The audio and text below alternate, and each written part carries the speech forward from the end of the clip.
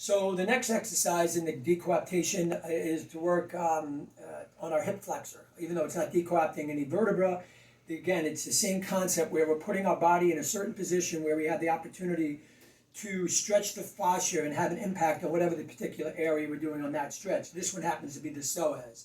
It's important to understand that the psoas attaches from your lumbar spine, literally on the vertebral body and the transverse processes, down to the inside of your femur. So that's what we're working on here. We're not working on the rectus femoris, and you'll see the difference in how we set this all up. Again, with these exercises, there are a lot of components. We start out in what we call a half kneel, okay? The knee that's down is the side we're stretching, okay?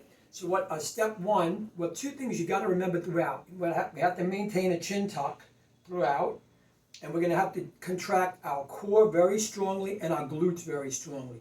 Those two components in the chin tuck is kind of the base of the whole stretch.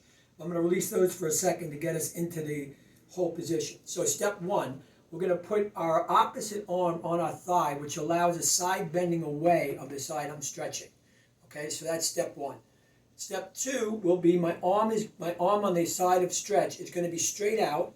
We're going to supinate the arm so my palm is facing up. We're going to extend the wrist and extend the fingers as best we can.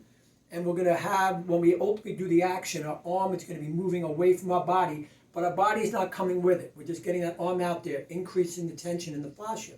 So again, side bend, out, down, fingers extended, arm out, chin tuck, really important, core activate, and then I turn my body slightly towards the side of the stretch. Tighten my core, tighten my glutes, and maintain. So again, I have the side bend away, I have my chin tuck, I have my rotate towards, I have my arm in supination, or my forearm in supination, arm up, fingers extended, wrist extended, activate the core, activate the glutes, and maintain. So when you're in this position, you're only going to feel, you should only feel a stretch in this region. You might feel other places, that's all we're trying to do. We're not trying to get the rectus, which then would be more in this position. It's really important that we maintain that posterior tilt to keep that origin of the psoas further away from its insertion, which is in the femur. So once again, if I was starting out from the beginning, I'm in a half kneel, side bend by putting my arm on that thigh, side bends away.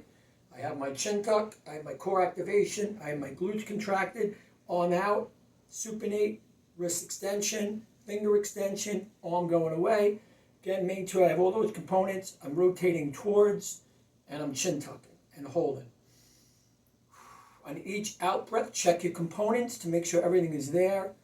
Do for 5 to 10 breaths. I would suggest both sides. No pain. Good luck. Have fun. Thank you.